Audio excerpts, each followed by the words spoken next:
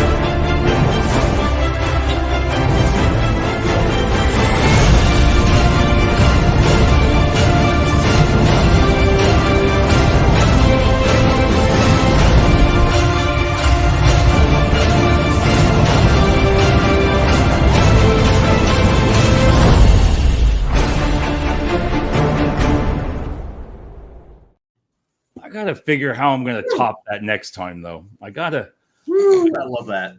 I gotta spend the next $50 and figure out how. But that is so friggin' hard to top that, man. I feel like I'm ready to fight all the time. I need to start my mornings with that. Yeah, and it really sometimes you realize when Joel's doing all his drinking here, he goes over there and does it. So hey, everybody, tonight the subject. This is the first time I've ever had somebody on with this, and Joel is involved with it too.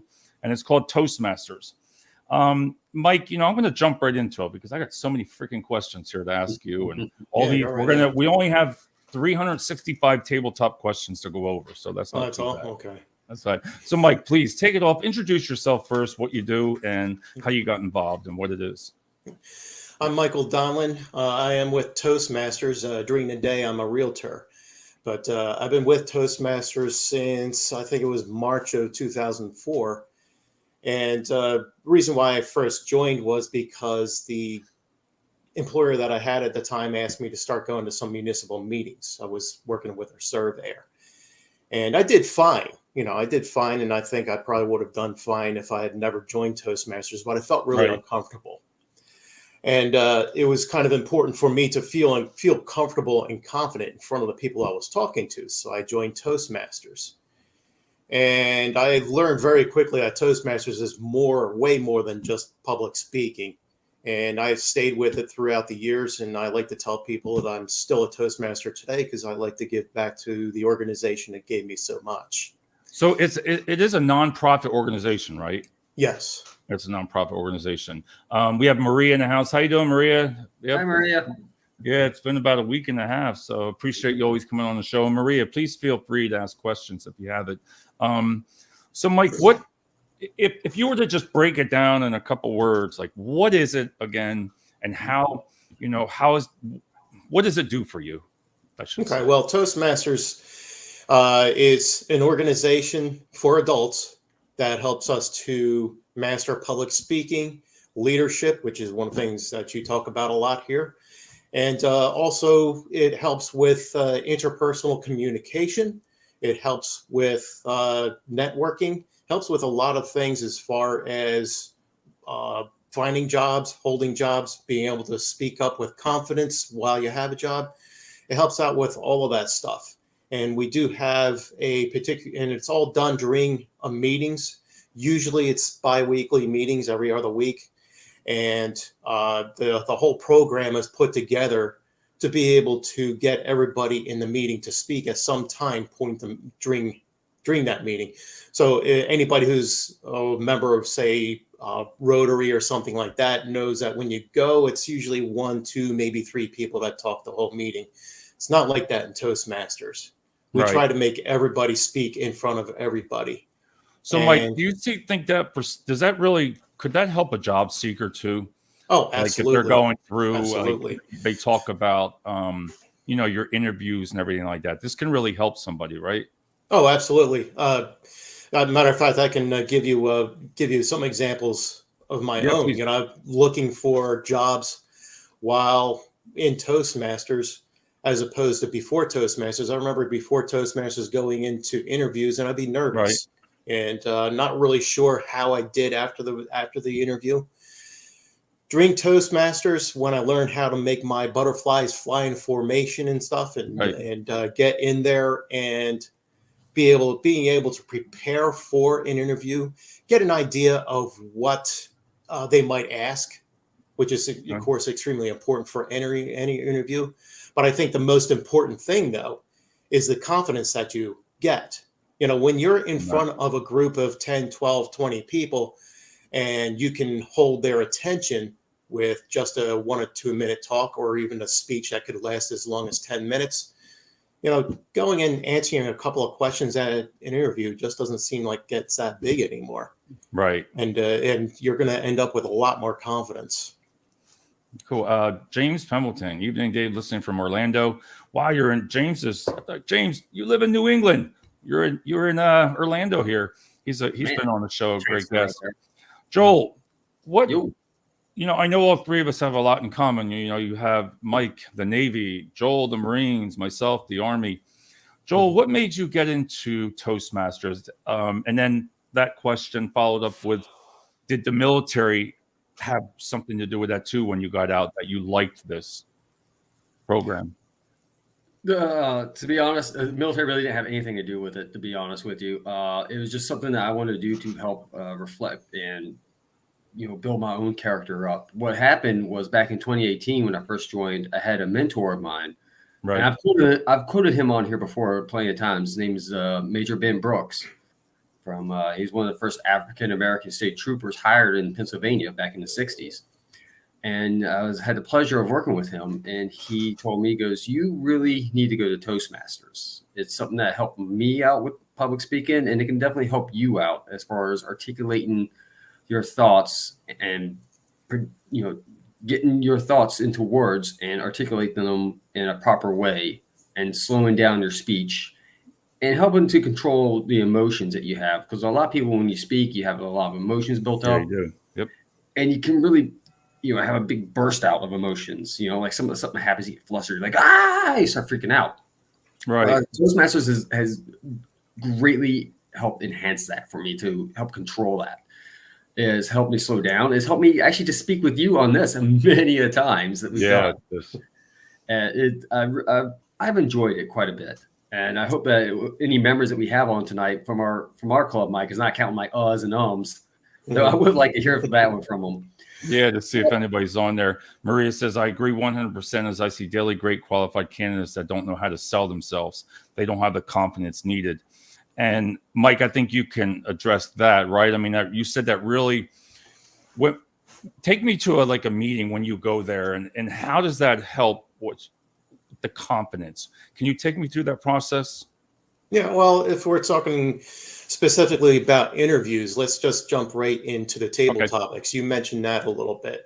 Yeah. And that's an extremely important thing. I'll just tell you exactly what it is first. And that is a portion of the meeting where one person will get up in front of the room. They have a list of questions. Yep. Nobody except that person knows what's on that list. And so the first time that somebody else hears a question, that's the very first time they're going to be hearing it. And they have to answer right away. So I'm going to give you one here, Mike, Sure. for an example. Okay, so it's got 365 of them. And I was really intrigued by this list. So if I was to say, I'm just going to say three of them, read. When was the last time you tried something new? Who do you sometimes compare yourself to? And then one of them is, what's the most sensible thing you've ever heard someone say? So I would read one question. Yeah, just one question for one person. That's all I need.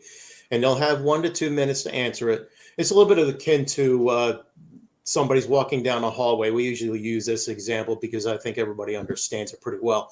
You're walking down a hallway and your boss comes and asks you an important question about a project that you're working on. And you have to answer right there. How are you going to answer that? And well, you're asked those questions at this meeting every 2 weeks. And after a while, what happens is you begin to understand how to formulate an answer on the fly. You begin to understand how to think while you're talking. Okay. And also, Joel mentioned a little bit about the counting the uhs and ums. You're going to start listening. You're going to start listening to yourself in that way too. I know that a lot. So yeah, and so it's really valuable in an interview or anything like that to be able to listen to yourself and to think about what you're saying before you're actually saying it. And you're going to sound a lot more confident, even if you're nervous as hell. All right. So if I was an example, you're sitting at a table, and then Joel, if I read one to Joel, Joel, what gets you excited about life? You would respond to something, Joel, about that? Could you Absolutely try it? So what would happen is you would ask me the question, what gets me excited about life? Well, David, there's a lot of things that get me excited about life. One, it could be my kids. I love to watch my kids as they grow up. And the other thing I really like that gets me excited about life is coffee. Coffee, and you can even include beer on this too, because having coffee and beer is really, really fun, because coffee gets you going in the morning, it gets you ready for the day. You get excited, you get pumped up, you got that caffeine running through you. You might have to go to work, a little bit of a downer. Hey, but you know you're going to get a paycheck after that. But then after that, not only will you have your coffee, but when you get done with your work, you know you did a good job. You're going to have that beer to celebrate that day at the end. And that kind of helps celebrate life a little bit. All right. So then, Mike, as I was reading in here, so then people critique what Joel would just say? Like you would say something back to Joel? With the table topics, we generally don't critique. I know some clubs actually do. Our club does not do that. What we do critique is the prepared speeches. Everybody has a chance to give a prepared speech, and maybe we can go into exactly what goes into that a little bit later on. But that is where you're going to find out the idiosyncrasies that maybe don't really work out too well for you. Right. And we'll try to give advice on how to take care of those things, how to lessen them, and also the things that seem to be valuable that maybe you don't even know are valuable. And they're going to be pointing them out so you know to keep on doing them. You're going to point the things out that Joel was saying about getting excited about life there? Is that what you mean? Well, if you're asking me to critique his, I would probably say something about, say a little bit more about beer. When would you fit beer into the day? I mean, I imagine that it would be at the end of the day. I hope so. I hope it's not in the morning. Right. But something like that I would probably ask him to do, just to be able to bring both pieces that he had full circle there. Okay, so it's wow, you are putting people not on the spot, because it really says, when I do a lot of reading about here, that you try to make everybody feel comfortable, right? You don't have to, when you first go to meetings, it was saying, listen, you don't have to really say much. You can just go there if you want to join the organization until you feel comfortable. Maria says, I'm coaching my candidates to be ready and answer on the fly. Even if they don't know the topic or the exact answer, they should have something to say right away, acknowledging the question, who gives you time to think about what they have to say next. Wow. That's a lot. Yeah.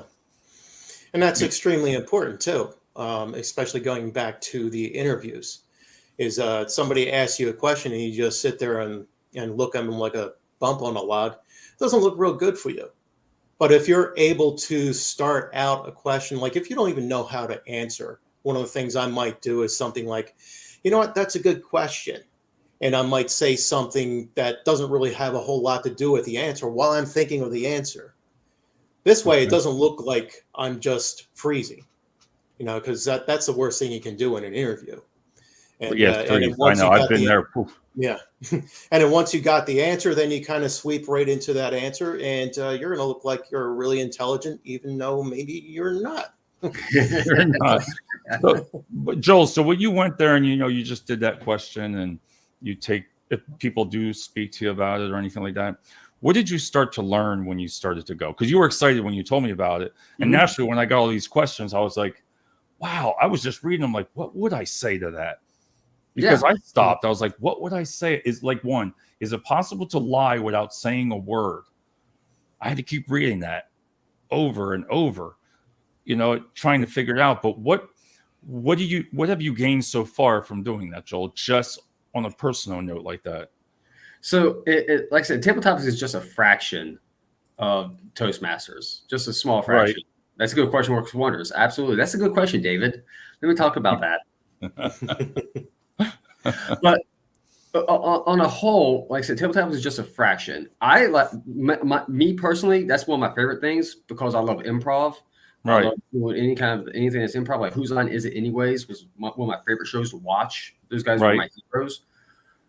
But doing the prepared speeches is actually a lot more important and a lot more to take away from that. And actually, that is not even the most important part of Toastmasters. And Mike he's been my mentor through my Toastmaster life and has dramatically helped me out and helped develop myself to come through. And to quote him too, it has to be the evaluations.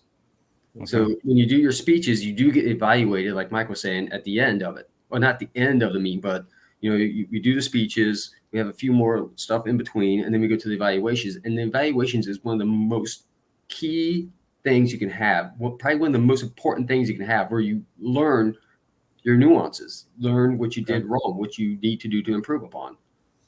I just think it just makes you think. Like when you said about, I gear it back towards an interview, and like Mike says, when you draw that blank. Mike, what do you say to somebody new coming there? Like, how did you learn? I know you've been doing it for how many years? You've been there for a while, right? Since 2004. It's coming up on 20 years next year. So how do you learn? Have you learned from everybody in the group? Do you still learn? There's a lot of different ways that you learn in Toastmasters. Probably the first way that you learn is just simply watching other people do it. Now, watching other people give evaluations is how I learned how to give evaluations. Watching other people do speeches is how I learned how to do speeches. And the same thing with table topics. That's really the first point, is just to watch. But of course, you're not going to get to where you need to be just by watching everybody. You can learn a lot, but you're never going to learn enough for that. Right. You got to actually get up and do it. And that's the toughest part. As a matter of fact, we'll get into just a little bit of the one of the speeches. The first speech that everybody has to do, we call it the icebreaker speech. Yeah, right here. I got 8 of them right here. Yeah, and with the icebreaker speech, you just simply talk about yourself. Everybody's favorite subject. Yourself. Right. And you just talk about yourself for 5 to 7 minutes. Actually, I think it's 4 to 6 minutes. So it's we take it easy on you. But the one thing that I always tell new people is that the whole purpose of the icebreaker speech is just to get you up there to talk to us. It's kind of like the interview process too, right? Though, yes. In the beginning of the interview, you both come in, you start talking about yourself, or somebody says they see a picture. Oh, you have a son, daughter, and I kind of do that in a way. I probably do it more than I think, because I think it's the same thing when we come on this show. We talk 20, 30 minutes before. It's kind of like we just talk back and forth. Then we say, okay, now we're going to talk about this for the show. Because I don't think you'd want to jump right in, right? You don't want to do that, right? No, I mean, if you're going to try to go in there and give a 10-minute inspirational speech for your very first speech, you're going to fail. I mean, granted, failure is important to learn, but that kind of failure, I'm not sure if anybody's coming back from it. Right. That's a big failure. But to be able to give a speech about your favorite subject, the one that you know more about than anybody else, that's nice and easy. And also, a mentor of mine years ago, after complaining that, I had to push myself to do this and I'm not used to doing it, and I had to do this thing and then she said to me, well, but did you die? And of course I had to say, no, I didn't die. And she said, well, what's the problem? You're going to just do it again later on. It's like, well, and that's the point, that these things aren't going to kill you. Maybe it feels like they're killing you when you're first doing it. Right. But the second time you do it, it's a little bit easier. And the third time, it's even easier than that. That's totally different. I never thought like that. The next part, it says about organize your speech. Mm-hmm. What if you had to break that down? What would that be, Mike? And then when I want to go to Joel, I have a question for him. Well, there's an old saying that is absolutely true. Every speech has a beginning, middle, and end. And that's what you got to work with. You tell them what you're going to tell them. You tell them, and then you tell them what you told them. And that's all absolutely true. And there's different ways that you can play around with that later on. But that's really a good framework to start out with, to just follow those 2 rules. And you can actually, in the very beginning anyway, that really helps you out to be able to learn how to organize a speech. Are you talking about breaking it down like step by step, like what you want to, your purpose? Well, yeah, basically make sure that your speech has 3 parts in it. You're going to have the beginning where you're trying to explain to them what you're going to tell them. You're reviewing, kind of like in a class when a teacher reviews what they're about to go over, and then they go over it. And of course, in a class, this is over several days, but then you're doing it in a speech. But she talks about what you're going to go over, then she goes over it, and then afterwards you might have a review at the end, right before the test. Just think about that same thing for a speech. And at first, when you're first starting out, I think that's a great way to follow it, and makes things a little bit easier because it's a nice, understandable framework that you can follow. Yeah, because it says, I mean, as we go through these, I'm already thinking when you're thinking about, like, I keep going back to that interview process. Mm-hmm. Wow, the icebreaker. There's nothing wrong with that. Organize your speech so you don't blabber on, or you don't go away from that. Maria says, I believe you have to find common ground with the person that you're trying to close a deal, regardless if it's a job interview or anything else. Correct. And I agree with that. Do you mean about presenting an agenda, Mike? I'm not sure what she's talking about. I guess when she's, I think that's the same thing as the organize your speech is probably bringing out. You're talking the same thing like I'm saying. It's like presenting it. Is it like presenting an agenda? Right. And that I would say yes. Yeah, that I would say because that's one of the things that we're supposed to do in the beginning of the meeting. Is we're supposed to present the agenda to everybody, make sure everybody understands it, and that really is kind of like a mini speech. It's a boring speech, but it really is a mini speech. Boring. Joel, I'm going to do like this. Ding, ding. This means Joel gets a tabletop question. Oh, Lord. I want to see, because some of this stuff. I'm not doing tabletop our next meeting, Mike. And anybody can go, Maria, you can Google this. Anybody can Google 360 or table topics questions. It's 365. Let's see. One for each day. Right. Joel. All right, you ready, Joel? Would you rather have less work or more work you actually enjoy doing? Man, that's a really good question, David. It's so funny that we get all these table topic questions. And we get to talk about this stuff, and you get to have more work, or have less work. Work's going to be work, no matter what you do with it. And the fact of the matter is that what we all do in life, and how we put everything together, and how we work, really helps us out, to get by, and helps contribute to the rest of the society and everything. But when we try to do like with table topics, everything, we come in there, we actually understand how it's going to progress with us later on, and how we can attribute it to work. And communicate with our employees, communicate with our team members, our coworkers, and everything. And we can actually move forward with that. And that kind of helps us out quite a bit. That's why, like I said, I'm glad we're able to do this with Toastmasters. It just pushes it even further. I lost you. No, but that's pretty good, because as you're talking, I'm thinking, all right, what would I have said? I'm like, just to come out. I see what you're saying, how this can help you, because I wouldn't have thought to try to put all that together. So Mike, do you use prepare? But do you use prepare for those questions if I went there and if I present a question, I have to prepare for that, right? If you are the person presenting the question, sure. Right. But it's as simple as what you've already done. You did some research online. You brought up some questions there. Or maybe somebody might just have a set of questions that they've thought about, just out of their own mind. You can use those as well. You don't have to use anything that's pre-written for you. For that. One of my favorite things to do sometimes is I'll actually write the questions during the meeting, and the questions will be about the meeting. And I'll just ask the questions, first of all, just to see if people are actually paying attention to the meeting. Second of all, to make fun of some of our fellow members. So that's sometimes it's a fun thing to do. So then I guess when things just come, when you said about taking notes, anything that just comes to your mind, you're just writing it down, right? It could be not even related to that, but if it comes to you, if you read a question and that just comes to you, it's got to mean something. Like, I've done things for table topics where I read a question and it brings to mind a completely different question. That's And I'll what I use mean. that Thank one you. instead. Yeah, you can definitely do that. You can use Yeah. your own imagination. And that's actually one of the great things about Toastmasters, though, is that one of the things it does help is it helps you to use your imagination in the real world. Right. That's awesome. Hey, we got Rob in the house. There he is. Rob. Good evening, Hey, Rob. Rob. He's in the house. How you doing, Rob? The next part I noticed it's called, I like this one, get to the point. You know, I think I struggle with that sometimes because I go out a lot of, I go around everything. I guess I'm not getting to that point. I guess to just be direct. Does that mean short? You just want to keep things short, or Yeah. the subject?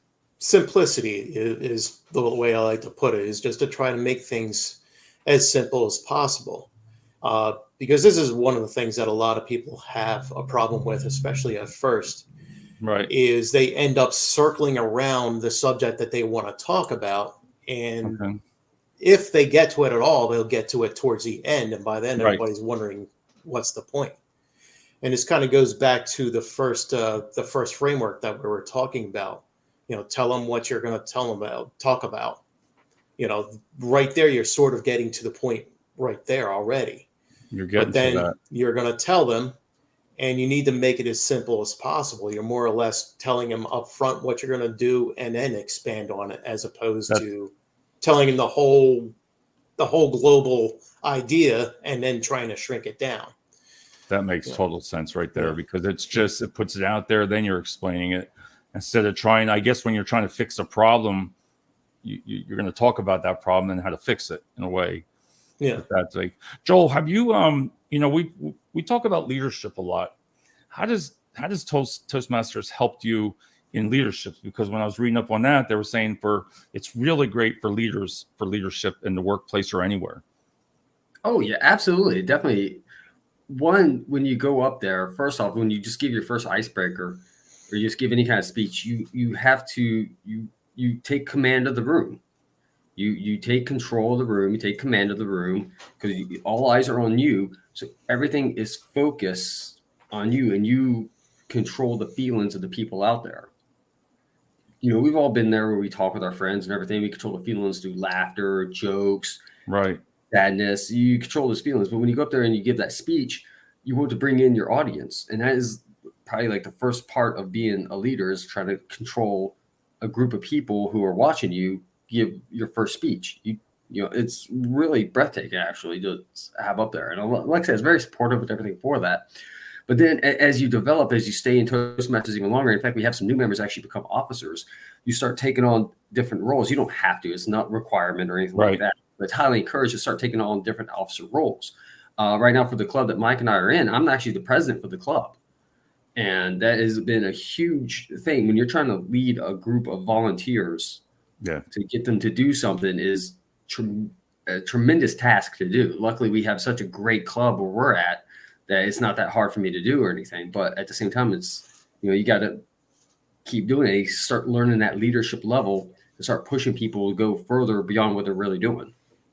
Yeah, and that makes, Maria says here, engage your audience, don't let them get bored. Yep, exactly. And I think that's a big one there. Mike, can you talk about I don't know why, but when Joel speaks, these things come to my mind. You know, how I inspire you, David. That's what it is. Well, while you're talking, I'm thinking how I wanted to ask Mike. I was listening to you, but I also wanted to ask Mike how, when you said all that, Joel, you can really help your personal life too, right, Mike? I mean, yeah, absolutely. Your family, everything about it, right? Everything you've both been saying. That's what I was thinking. How you can help your marriage, you can help your work. There's just a lot of things I can see. Yeah, well, let's talk about the family thing, because I've heard some inspiring stories about Toastmasters actually saving marriages. That's what I mean. A member would join and they would be going through Toastmasters and they would learn the most important skill that you need when you're being married, and that's how to learn. That's how to listen. Right. You know, a lot of people forget about that. You know, and once they start listening, then they begin to realize what the problem is. And then they can actually work on things that are actually wrong with a marriage. So I've heard that a lot. And I've also heard about people not meeting their spouses until after they joined Toastmasters. And Right. a lot of it's the same. Well, part of it's the same is because of listening, but the other part is confidence as well.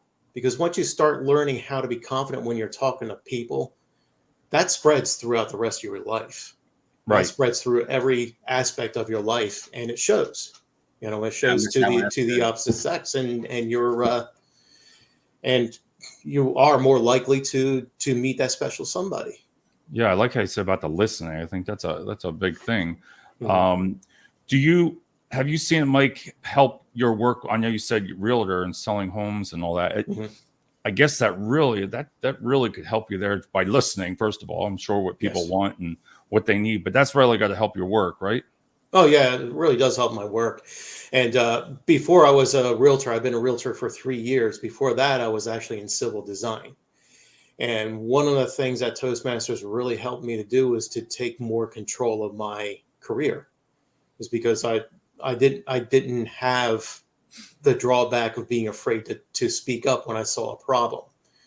I Okay. learned how to, instead of just complaining about things, to find out the problem, and a couple of results, or a couple of solutions that you might need, and then go and present my case. And most of the time, I was able to solve problems because of that. Because of that. And these are all skills that I learned in Toastmasters. That is awesome. Maria asked Mike, how can you get started with Toastmasters? Are you receiving any certification, general, recognized in the business world? I know what I did, Maria, before this. I went right online and I signed up I put my zip code in and I signed up to, I guess that's going to send me information, but to a group that's only 20 minutes from my house, Joel, in Bethlehem. They meet every Tuesday. But Mike, if you want to take this one. Yeah, absolutely. One of the things that I didn't mention towards the beginning of this interview was that I'm actually the area director for the Reading and Lancaster areas. So I have a couple of clubs under me. And generally, the way people find it is exactly what you just did. They go to the Toastmasters website and put their zip code or the area that they're living in. And you should have a whole list of clubs that'll pop up for you. And you can go to any one of them. You can contact them first just to see where they're at. But honestly, you don't even need to contact them. Just show up, Right. you know, because I know our club, we love it when new people come in. And I know from visiting other clubs and being in Toastmasters and visiting tons of clubs over the past 20 years, they're all the same way. They love it when new people come in, whether they're coming in invited or uninvited. They don't care, you know. So do you want to call and talk to somebody first just to make yourself feel better? Go right ahead, but you really don't have to. When you just show up. And she talked about certification, general, recognized. There was a lot of things on there that talks about Toastmasters. I couldn't believe on the website how much training you could just look information about right there, how to handle situations, everything. It was a pretty good website. Yeah. As a matter of fact, as far as certifications, there's no official certifications. There is the DTM, which is Distinguished Toastmaster. I got that a couple of years ago as well. But it really kind of depends on the company that you go to. I've actually gotten a couple of jobs specifically because I was in Toastmasters. Because somebody who was part of the hiring team knew about Toastmasters and knew what it could do for you. And they said, yeah, we need to get this guy. It's a great networking skill. Yeah. Yeah, it's founded in 1924, headquartered in Englewood, Colorado. I found this on the web for Yes Founded. No, that's Alexa or Siri. Okay, Siri, but it's I didn't realize how big it was. I mean, you got 270,000 members, 14,200 clubs, 148 different countries. Yeah, it's all over the world. It's amazing how big it's gotten. Even in a time that I've been in it, I think it's about twice as big as what it was 20 years ago. Done that. This next part, I got to love this one because being a DJ, and then I get up there and I talk and I have to speak when the weddings and, you know, or even giving a presentation when I've done things. It's helped me. DJing's helped me do that. But this resonates with me because I wish I got to do better. Your body speaks. Oh, yeah. Yeah. Did you want to take that, Joe? You looked like you had a reaction to it. Definitely. Yeah, right. Okay, that's fine. That's fine. Yeah, your body speaks, and this is one of the things I probably had the most trouble with in the very beginning, is because I tended to just talk without really moving around or anything like that. Right. And one of the things, and I think I can't remember who said it. So somebody said something about you need to keep your audience's attention, and that's part of what you do is by moving around the room. The body language, moving your hands appropriately. All these things give the person. It sounds weird, but it's true. It gives a person something to look at. Right. And they don't really realize that why they're looking at you. But if they thought about it, they would realize, well, it's because you're moving. But that's going to help to keep the attention. It's going to help to keep them awake. And it's I forget what the percentage is. There's a huge percentage where of the communication that we give off is our physical. It's about 92% last I read. Yeah, it's massive amount, and so your body speaks is probably one of the more important projects in the first few speeches. Joe, I'm sure you've used this in your work, right? I mean, I have when I've done meetings, but as Mike's talking again, my mind just goes, and I can picture myself doing it because I see it, with groups on LinkedIn. I see it at work. Some people are really good at it. Mm-hmm. They would literally just walk around. Like when I look at videos when I first started this, Joel, next week 500 show. Nice. Cool. I look back in the beginning, and then from doing this now, like you said, you evolved through it, but I used to start out and I loved standing up against a wall. I just felt more comfortable walking back and forth like that. But that, I'm sure you've used that a lot, Joel. Mm-hmm. Oh yeah, absolutely. I mean, just the simple fact of the body language, you can tell like when your boss is really angry, you can tell how they're walking or they're going through. I can tell when my girlfriend's pissed off and she's walking really fast. It gives us the body language. When you're giving a speech, your body language is going to portray everything. And it's one of the things we try to teach new members that we have that go up and do their spiritual teacher. The second speech is they have to let go of the lectern, or as most people refer to it as the podium. Right. They'll have their hands on there and they'll have the white knuckle thing going on. They're holding on to it like it's like they're driving an Indy 500, holding on to the steering wheel like it's guiding them. And after a while, you start to learn how to break away from that. You start drawing the audience's attention. You start having that command presence a little bit, and people start watching you in the room. You start commanding the room a little bit. Because you're on stage, it's all eyes on you. I like watching politicians because they're always like this with their finger. They're always, I never had relations with that woman, and you remember that? But the hand and the finger, that's what a lot of people do. And then I started doing it like that, Actually, there's a very interesting reason for that, though, is because people find the pointing, they find that threatening. As a matter of fact, there was a study that I read a few years back. They had, I think it was like 5 professional speakers, people that would give the same presentation over and over again. They had some of them point at people. They had some of them, point like this with their palms down, and others would walk around with their palms up with different parts of it. Would you like to guess which presentation got the best marks? Okay. It was the ones with the palms up, and the ones where they pointed was the lowest marked ones. See, I did a part of a show there just by doing that. So you don't. Yeah, there you go. That's the reason why they do that, so they're not pointing. Have you learned that skill as to how you should act when you're upset, when you're emotional, does that help you through that part, like how you should do it versus? Does that make sense, or how you're doing it? Yeah, it does. Well, I'm Irish, so yeah, it makes a lot of sense. Right. So and I do have an Irish temper, but it actually does help because I'm to sound a little bit more psychological, I guess, is that I start using my words more, and it took me a long time to do that. But that's what I mean. But I have worked it out where I am more apt to, try to talk things out rather than just fly off the handle. So do you learn for speaking with that too, Mike, how to handle? like, does that help you? Like it comes to mind, like I've had a couple of managers that were really, woo. And even in the military, you could tell, but you could just tell by their body language, by the way they moved, that they were friggin' pissed, in their voice. But has that helped you transform that part? I mean, Like to keep it calm, to keep yourself. Being angry with somebody that I'm working with or something like that. Yeah, absolutely.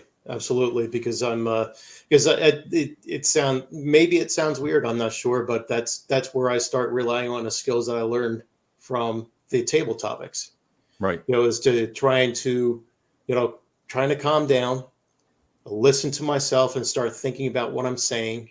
And then things start coming out a lot better than just calling them a bunch of names, and that's what I mean. So it works out a lot better that way. I always wish afterwards, sometimes when I've said something in a meeting or you were wrong to say it, or the way you said it, you always wish you could take it back. Mm-hmm. But sometimes it just happens. I think in the military, we always, in an interview, they say, put your fingers on your knees and look straight forward, and you don't want to move. And I'm like, Jesus. The next thing, I like this one. We have 3 more here. I like vocal variety. Mm-hmm. Is that something like what we're just talking about? Yeah, absolutely. Absolutely. And that's another one that I always had trouble with, and I still have trouble with a lot, is trying to be able to use that vocal variety. Because if you just sit there and talk monotone all the time, that's a really good way to put people to sleep. And if people are listening to this in his car, they're probably going to run in a pole outside your house. So we got to, but that's all a part of trying to be able to keep people awake. Joel, you've had to have used this. I mean, your vocal. Yeah, vocal variety. Oh, of course. Are you kidding me? I'm using it right now. I know, right? No, it helps you try to. I myself personally, I've always had a different vocal variety between being quiet and being loud, or giving a speech in front of people and changing the vocals. Right. But in Toastmasters, you actually learn how to better control that a lot better to help draw the audience in. You start to learn how to know when to get loud and really enunciate what you're saying, and then you can learn to be really quiet and know when you really need to draw the audience in, because you're talking about something really, really special to make it work for them and make them go forward. I love it, and I can see that really helping there. Geez, I'm ready to just jump in, man. I'm ready to be healed. Take me now, man. I'm freaking pumped. I'm ready to go, man. But all of these things that I'm listening to you guys talk about, it is inspirational, kind of.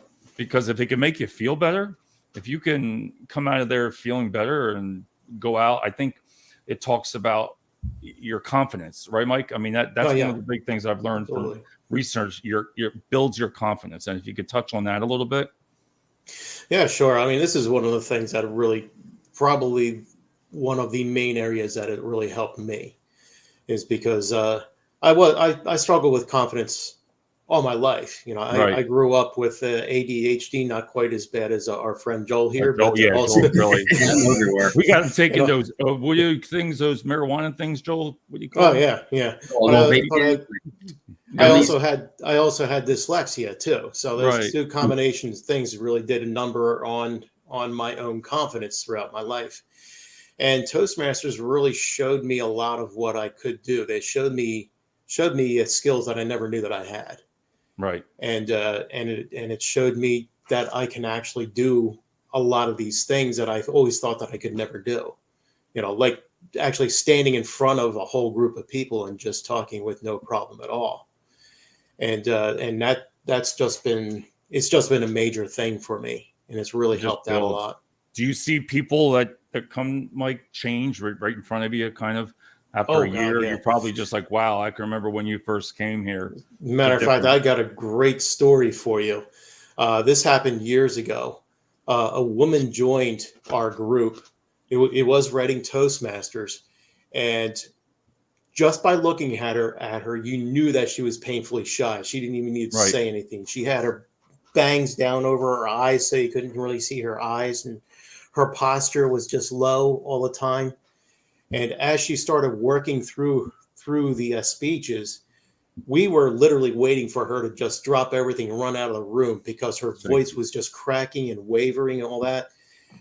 after a year and a half of working this, she left Toastmasters to join an acting troupe because she got the love being in front of people so much that she wanted to become an actress. So, wow. I mean, it was just an absolutely amazing, because you would have not have recognized this woman from day one to the last day she was with us, because last day she didn't have those bangs anymore. And she stood up straight and she spoke loud and she spoke her mind too, which was a beautiful thing to hear. Right. And it was just a wonderful thing to see. That's got to be awesome like that, just to be able to see that. I mean, that's what it's all about, you know. And I can see how you've improved Joel, you know. Yeah. Thanks. You know? Well, a lot of people think here, listen, we all don't know each other besides me and Joel here, but I've never met you, Mike. And here we are on the show talking, and I do the same thing. I'm always like, oh my God. Sometimes I'm like, what am I going to ask him? What am I going to say? What am I going to do? Half of the time I don't read past all my friggin' notes. I don't know why, but it gives me something to look at there. But it's helped me do stuff like this, because I had to learn not to be afraid what I say and I say the wrong thing. I don't watch my videos, Joe. I don't know about you, but I don't watch them. You know, I might watch the first couple seconds because you critique yourself, and you've got to do that, I'm sure. Oh yeah, right.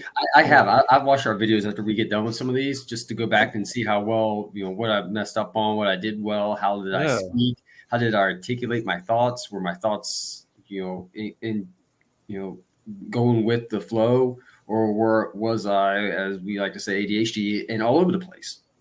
So I always like to go back and critique myself, and I learned that from Toastmasters, is to go back to evaluate yourself. I got to try that once. I got to start looking.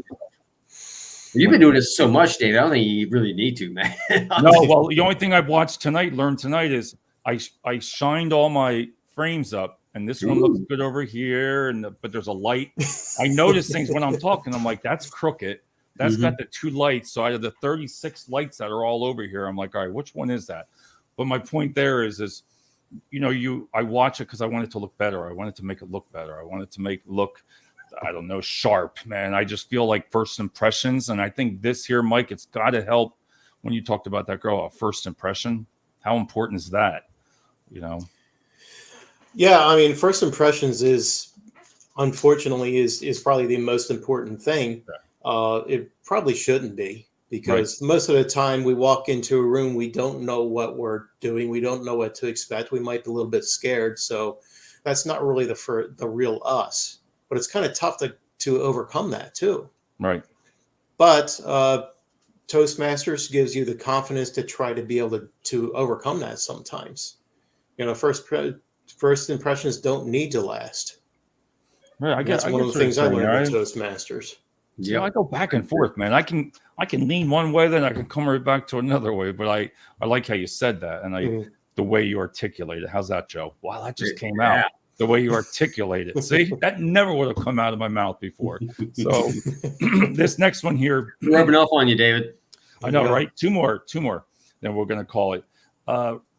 And this is strong for me because I have to research your topic. That's it right there. That's got to be so important. It is. Well, this one was kind of a weird one for me when I first did that, because this is where I first realized that I actually like research. Right. When I did that topic years ago. This one can, if you're not paying attention, this is one of those things that can go a little bit sideways on you, because you can over research something and start giving too much information. Right. And you're really starting to sound like a mathematics textbook. You know, so I think the big challenge with that project, Research Your Topic, is to be able to balance the research that you do with the entertainment that is required to keep people's attention. Because if you go one way or the other, the speech is not going to go the way that you really need it to go. Can you say that one more time then? So say it one more time. Oh boy, really? I know, but it was pretty good. I was like, all right. You need to strike a balance between the research that you do and the entertainment that you need to give in order to keep people's attention. Okay.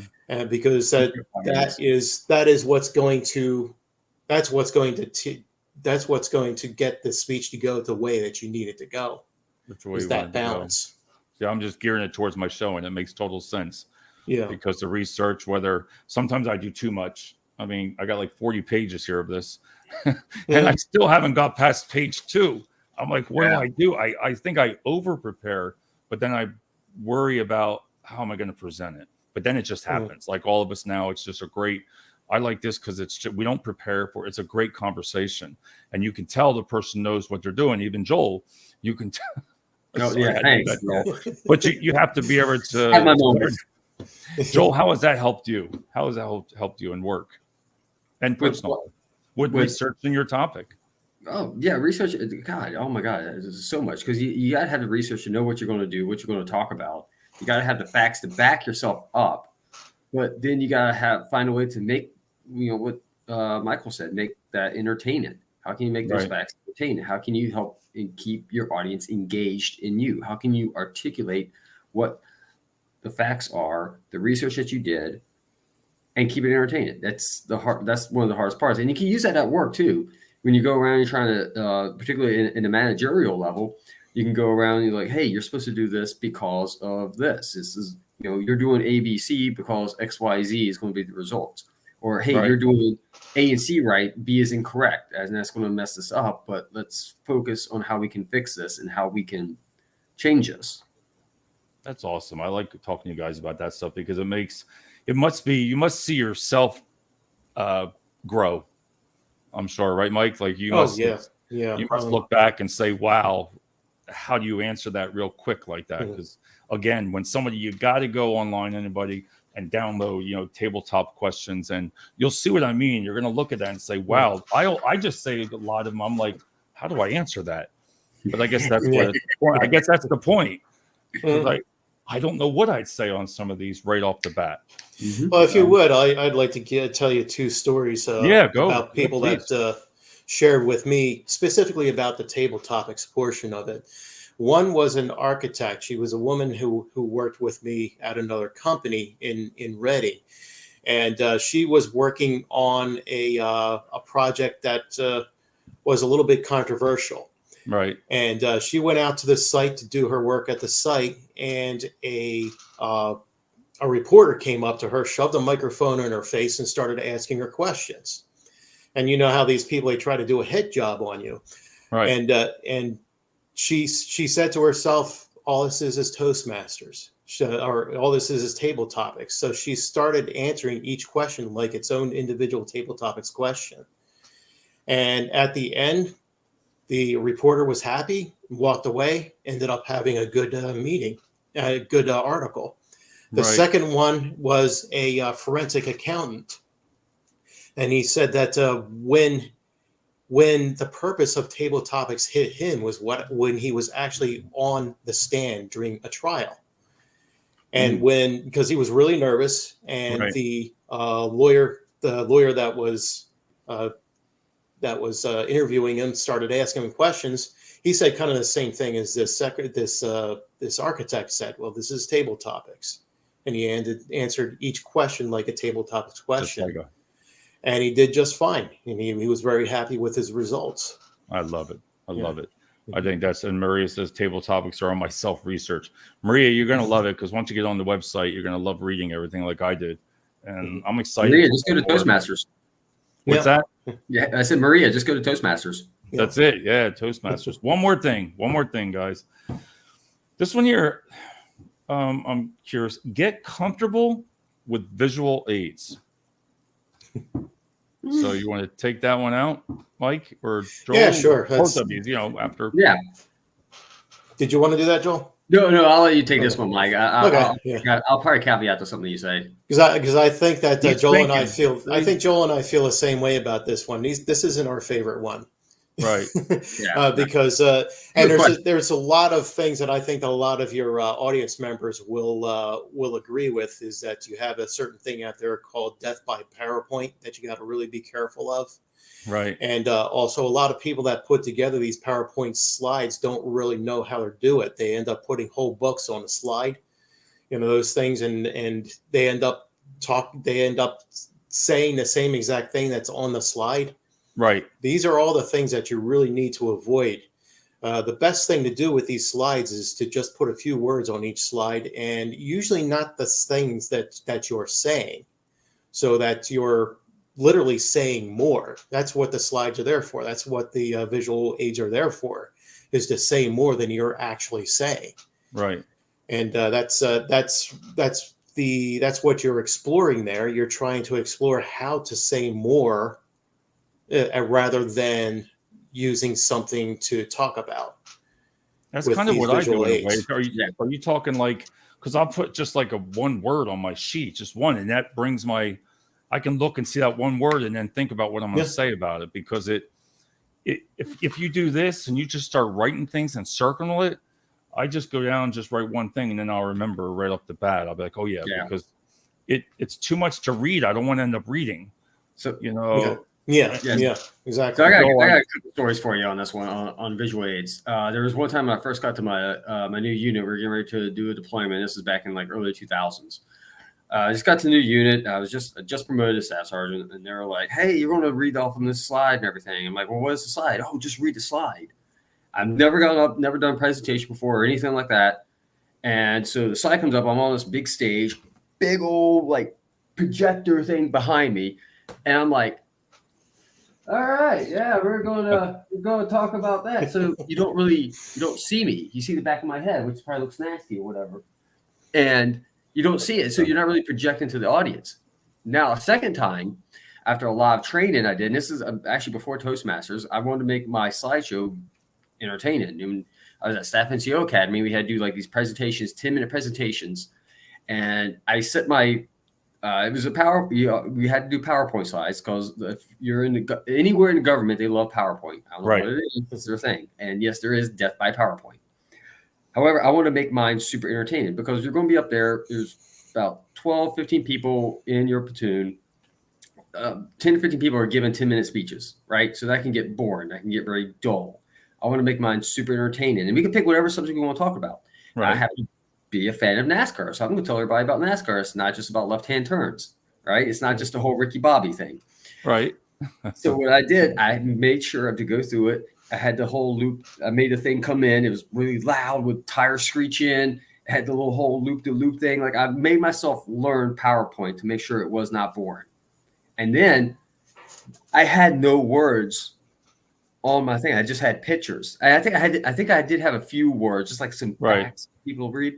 But I practiced it so well and so much that I got up there. I didn't even look at the screen. I knew what was happening because the thing was timed. It was just rolling by itself. There was no clicker or anything. I had it timed well enough, and I finished exactly. And you'd be proud of me, Mike, on this one. Exactly at 10 minutes when they hit this time. Then you had it. Jesus, Joel, I'm sitting there at the top of watching your head, and all I do while you're talking, I see a light bobbing and it's glowing on the top of your head. There, take that thing out next time. It's St. Joel. Yeah, St. Exactly. I thought I was listening to, but I understood everything you were saying. And it goes, guys, I want to thank you. I know this is going to be another show because when you say that, this just isn't all. There's more here. It's a Toastmasters that I want to learn more of, and I'd like to have you guys back on for this subject. Mike, I want to thank you so much for taking your time. Yeah, absolutely. It was a great time. And again, how can they get involved, Mike? Go to toastmasters.org, right? I think it's toastmasters.org. Yeah. They'll have a find the club on the top. You just click on that, and they'll ask you either a town that you're in or a zip code. The easiest way is probably just use the zip code. And you'll get a whole list of clubs. One of the things you do have to be careful of, though, is that some of the clubs is going to be corporate clubs, which means that the general public cannot join them. But the majority of those clubs should be community clubs, which means that anybody can join them. That's a good thing to know. I didn't know that. Yeah, they'll have an email address. Maybe we could talk about corporate clubs the next time that we're talking. But that there'll usually be an email address that's right there with it, and you can either send an email, or like I said, don't be afraid to just show up. Because I guarantee you they're going to be happy to see you. Okay, that's all I did. That's how I met Mike. I just showed up for one meeting, and back in February, March 2018. Just showed up and been with you guys ever since. It's been a wonderful, absolute blast. It's been a great trip. Well, I didn't realize I clicked on something wrong before, Joel. They sent me a thing about I was going to start my own. I think I clicked on something wrong because they're like, we're going to send you the information. Thank you for wanting to start your own. I'm like, wait, I don't know what I did wrong. We'll help you out with that, okay? We'll get there, David. You'll be all right.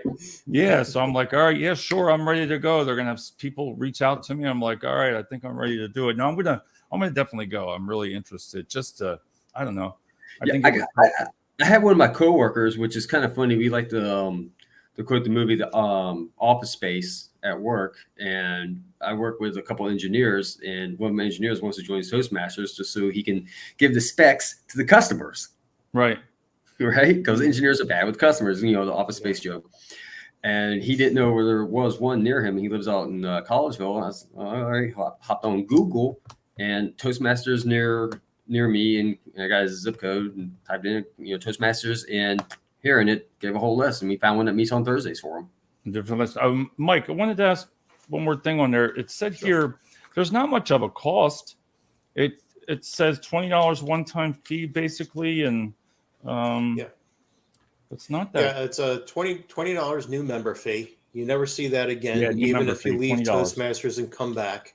Right. And then there's $60 international fee that comes every 6 months.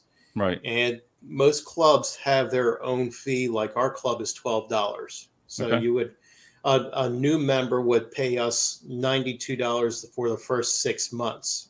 That's and it's also prorated though. So if you were to join in the middle somewhere, the international fees would actually be less. So you would be saving some money because you wouldn't be paying for the 3 months that just passed. Boy, I tell you, I wish companies would reimburse that too. Even you're really fair about that. Well, that's one of the cool things about the corporate clubs is that it's usually paid for. They usually don't have to pay for it.